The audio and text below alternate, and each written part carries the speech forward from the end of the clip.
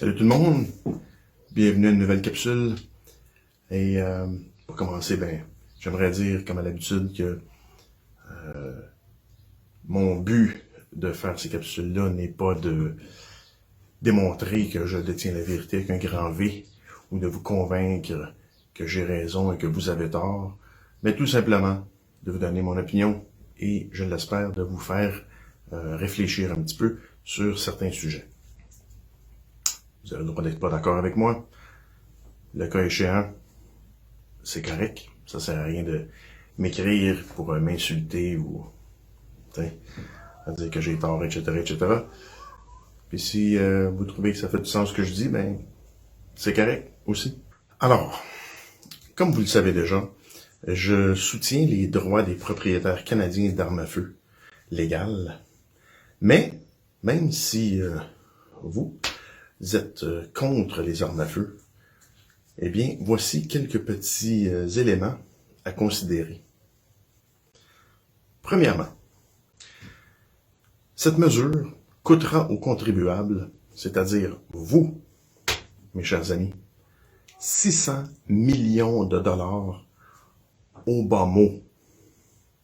600 millions de dollars, c'est l'estimation que le gouvernement lui-même a fait dans le document officiel de la Gazette du Canada. Maintenant, juste entre vous et moi, là, les évaluations gouvernementales,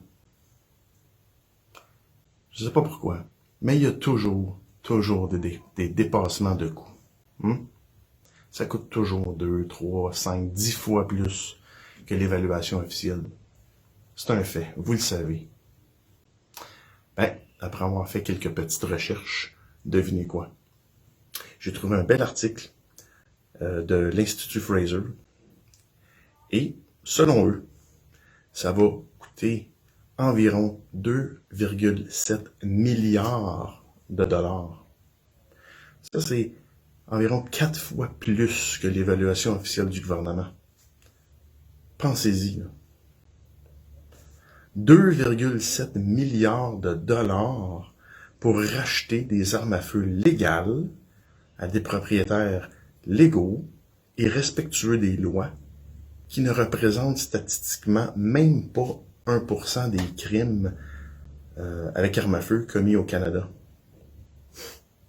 C'est ridicule.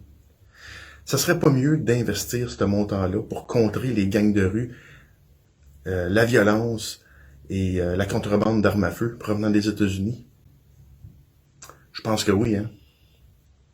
Mais c'est pas ça que le gouvernement est prêt à faire. Deuxième point.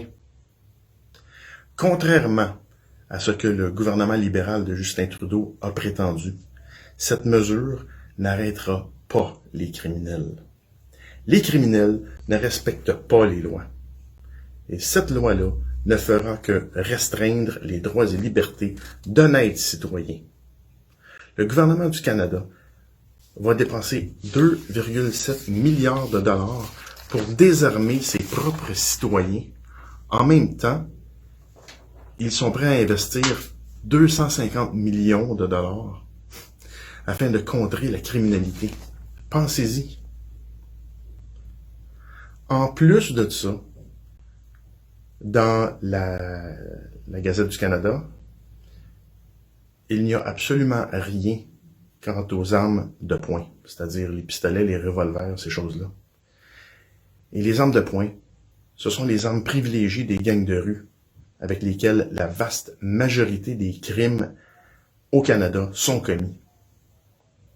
Et ça démontre très bien les vraies priorités de ce gouvernement corrompu.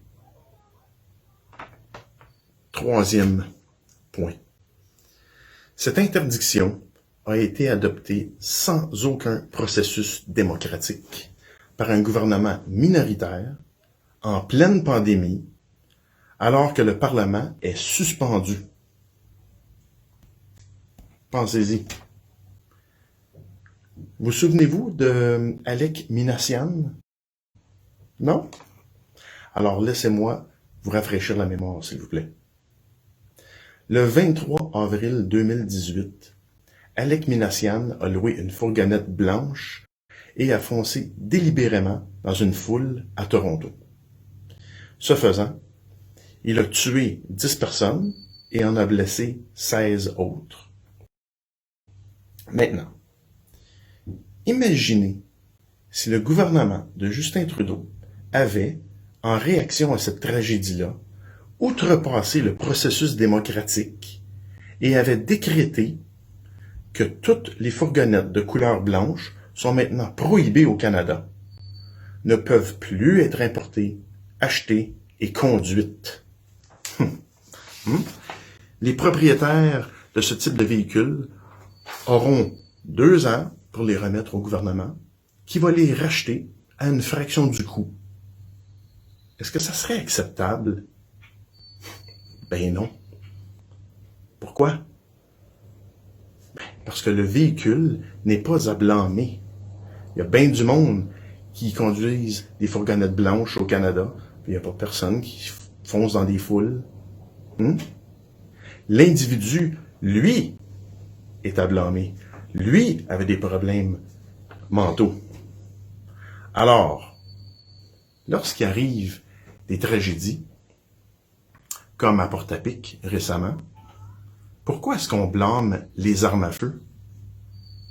Et en passant, mes amis, l'investigation de la GRC, la Police nationale du Canada, a démontré, hors de tout doute, que les 5 armes qui ont été utilisées dans ce massacre-là ont tous été acquises illégalement. Qu'est-ce que ça veut dire?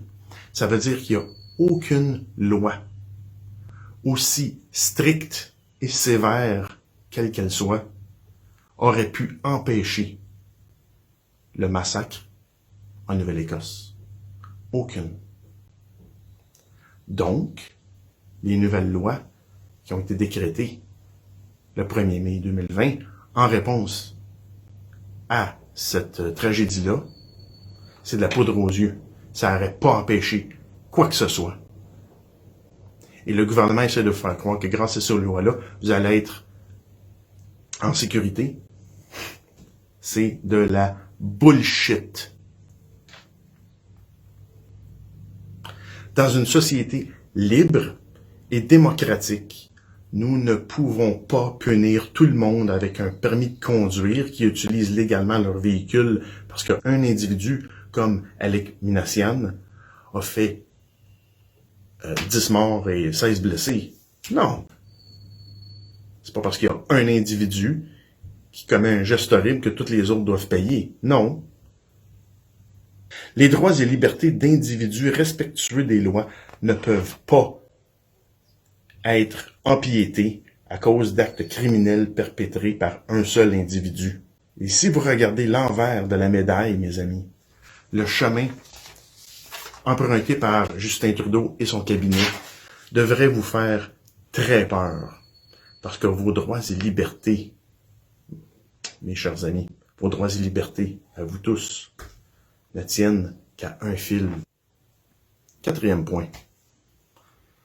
L'érosion des principes est très dangereuse. Les principes soutiennent la civilisation occidentale et sont responsables de la paix et de l'épanouissement. Nous permettons leur érosion à nos risques et périls. Une fois que nous acceptons la violation d'un principe, nous ouvrons la porte pour que les violations des droits et libertés deviennent la norme. C'est exactement ça que le premier ministre du Canada vient de faire le 1er mai 2020 avec son décret. 5e point. La plupart des pays occidentaux développés sont passés à une démocratie libérale parce que ils estimaient que l'autonomie gouvernementale était préférable à un monarque imposant des décrets exécutifs.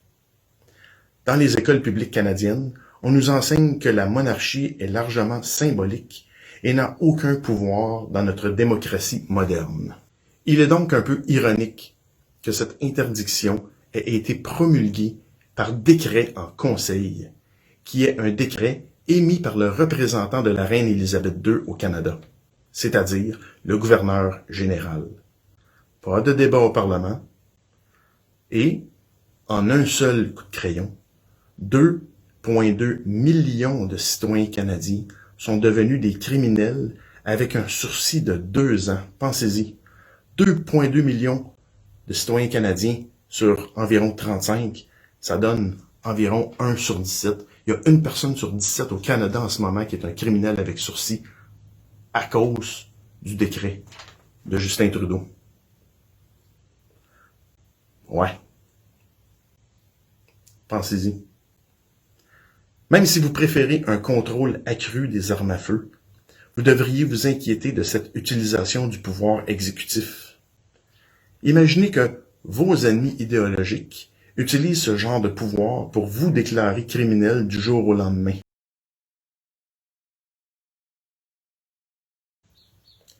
Sixième point.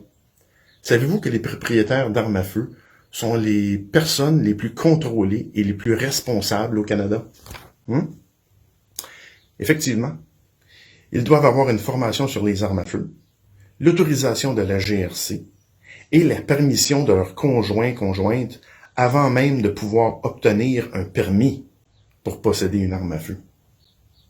Ils doivent avoir leurs armes sécurisées par des serrures et des coffres-forts et les transporter en toute sécurité avec les documents appropriés, sinon faire l'objet d'accusations criminelles.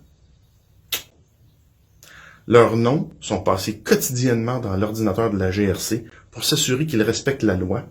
Même les pédophiles et les meurtriers à haut risque de récidive libérés des prisons ne sont pas soumis à ce type d'examen. Pensez-y.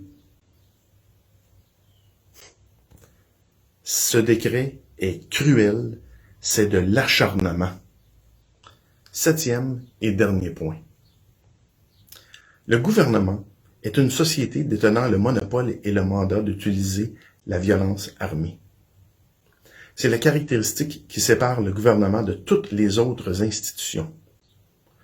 Au bout du compte, si vous enfreignez une loi et refusez de vous conformer aux ordres d'un agent de la paix, des armes à feu seront utilisées contre vous. La plupart des gens qui sont favorables au désarmement des citoyens sont motivés par une profonde préoccupation de la violence armée. Ils sont soumis et dociles. Ils ne comprennent pas que des hommes armés devront recourir à la violence armée pour imposer cette prohibition. Cette prohibition qui est arbitraire et totalement injuste. En tant que société, nous devrions réfléchir longuement et sérieusement à l'augmentation de la militarisation des forces de l'ordre. Le rôle du gouvernement est d'utiliser les armes à feu judicieusement et soigneusement pour protéger la vie et les biens des citoyens contre les éléments criminels et non pas contre des citoyens qui respectent la loi à la lettre. Avec ce décret, le gouvernement autorise la violence par arme à feu afin de violer les droits et libertés d'honnêtes citoyens. Le gouvernement devient, de par ce fait, l'agresseur contre lequel il est censé nous protéger. Donc, une dictature. Sur ce, bonne réflexion et à plus.